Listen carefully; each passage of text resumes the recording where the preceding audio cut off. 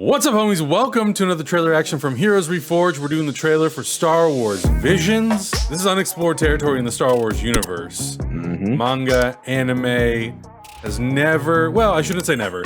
It's been very hugely underexplored in the Star Wars universe, and the fact that we are getting this is pretty damn cool. The fact that George Lucas based a lot of his interpretations of what a Jedi is off the Japanese Bushido code. I'm like, guys, come on. He based all this off samurais. Let's get some Japanese action going here. So I'm excited for this. Japanese films. And I just watched an episode of The Simpsons this past week. There's an episode of The Simpsons that came out a little bit after The Phantom Menace. It was really kind of making fun of the Star Wars prequels. And one of the jokes they have in there is they convinced this character that's supposed to be a George Lucas stand-in to go back to what made the original movies good. And he's like, you're right. I should go back to basically just ripping off Japanese films and samurai movies and stories.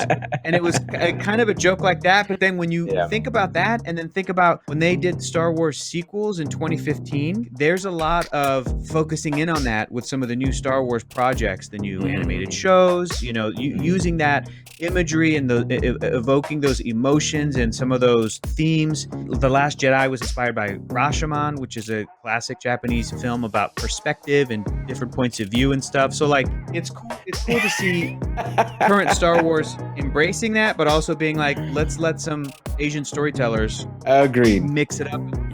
These are nine shorts done between 7 different Japanese anime studios, and there's a Japanese voice cast, there's an American voice cast, and the American voice cast is amazing. It includes Joseph Gordon-Levitt, Simu Liu is in there, Tamara Morrison is going to voice Boba Fett, Henry Golding is in there. There's a ton of people, so this is a really exciting event for Star Wars, and it's coming out September 22nd, so it's only a month and some change away. All right, let's hit play. Here we Let's go. hit play. Count us down. In 3, 2, 1, go. Long ago, a great warrior came to this village. Oh, wow. And entrusted our ancestors with this. Its power and responsibility. That was a Kyber crystal. Now lie with you. That's so sick.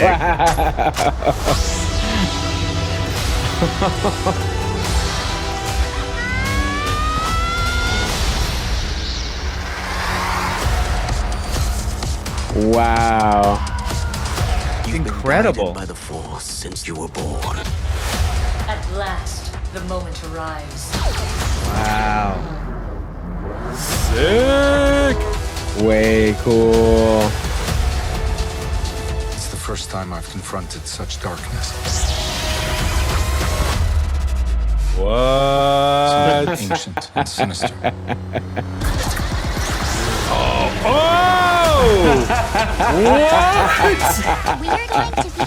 Wow.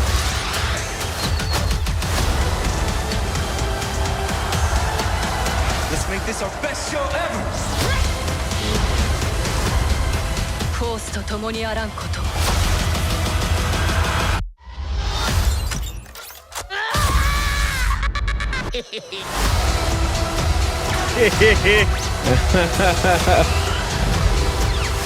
God damn.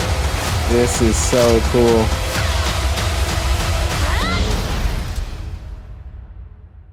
I accept this responsibility. All right.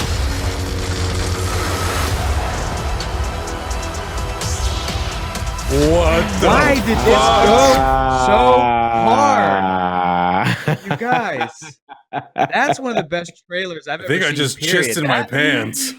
Ooh, guys, can I energy say on that something that trailer. might get me booted out of a Star Wars fandom? I think this is Go where ahead. the universe should be at currently. I think everything that we saw here, or just elements of what we saw here, should be where the Star Wars franchise live action is at this point. This stuff is wild. It's kooky. It's like blowing my mind with all the creativity happening with the fights, the weapons, the characters, the everything. Listen, Augustine, you know this. Gendy tried. I know he tried to move it in that direction, and I know he think tried. that the live action Star Wars story has been this struggle. I think that they had.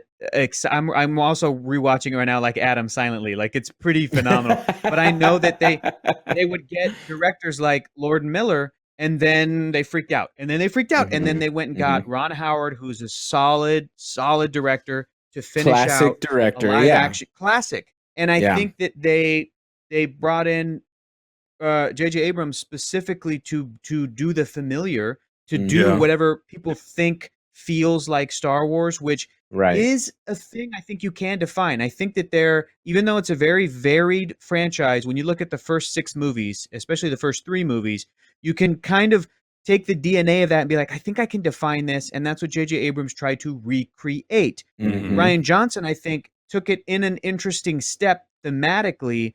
And I think that freaked out the internet. And I think that freaked out Disney Lucasfilm to be like, oh, okay, when we do the 3rd one and finish it, let's go back to familiar. Let's really kind of play it safe. And I think animation, that's what happened. I think animation is going to allow audiences to accept different a little bit more, because live action Star Wars has such baggage on it. And I think that's another reason The Mandalorian is such a big hit. And I adore that show, but I think The Mandalorian came out and they're like, this is classic live action Star Wars. We're not going to get we're not going to push it too much. The risks involved are like, it's a new character, it's not Boba Fett, but then season into it they're like, and here's Boba Fett, and here. So I think that the story of Star Wars live action has been a struggle, and I think this hopefully will get audiences to see the lightsaber, baby. I hope so, man. That shit looks I hope so, man. All of this stuff looks it's so good. It's part of the reason why I believe Genndy created the best Star Wars content ever created, and hopefully this gives it a run for its money. Like, it just looks so cool. Well, and I think also cool. For people like me who are not as deeply sort of entrenched in the anime world, using a vehicle like Star Wars to introduce this style of animation to new audiences is advantageous for Star Wars because it gives Star Wars something incredibly fresh and new and dynamic. And for all these animation studios in Japan who may not be as well known around the world by normies. And I think that's exciting because you could walk out of this and people may watch these 9 episodes and say, like, I want to see Marvel. I want to see DC. I want to see, you can start to play with some of these bigger intellectual properties. And not only are you giving work to these amazing artists and studios, but you're exposing this style to so many people. It is a little bit of a slippery slope. So they do have some, like that Batman Joker one. What was that one? The Japanese one. Batman Ninja. Oh, yeah. Could sometimes these animes could go a little bit weird. There is also a Wolverine anime, official Marvel Wolverine anime on Netflix, and it's weird.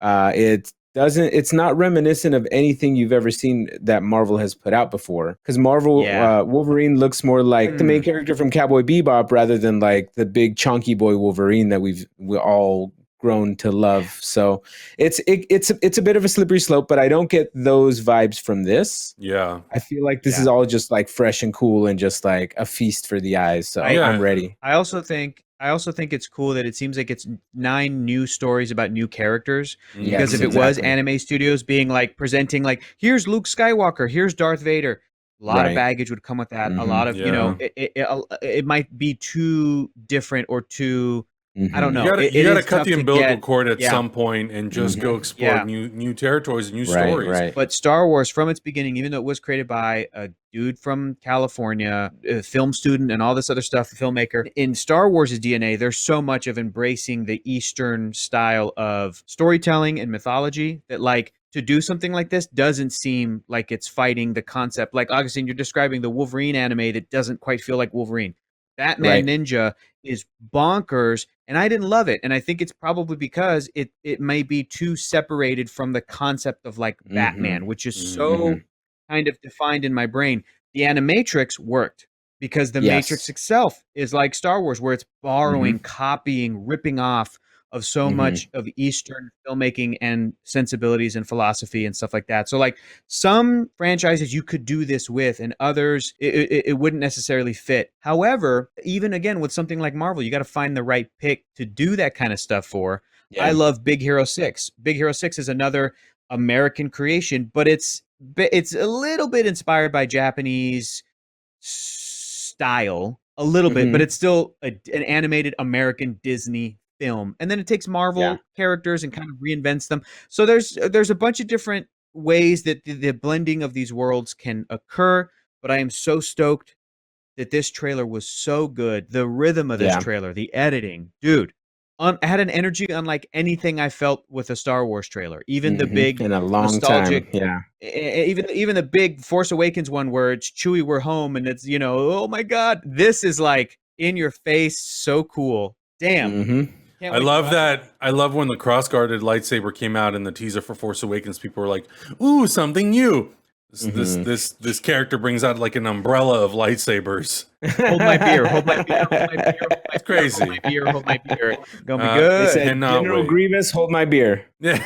Boom! I got an umbrella, bitch. Anyways, super excited. Super excited. Cannot wait. Guys, let us know in the comments below what you thought about this trailer for Star Wars Visions. Recommend some animes, like for people like me who maybe are not as familiar. I would love to watch more stuff, It's definitely a part of filmmaking that I would like to continue to get to know more. I've got to know some of it during the pandemic, but I want to dive in more. Batman Gotham Knights is something that I actually really, really enjoy too. So I would like to see more of that type of stuff. But anyway, let us know in the comments below. Let us know your thoughts on the trailer, and we'll see you guys in the next one. Bye. Bye.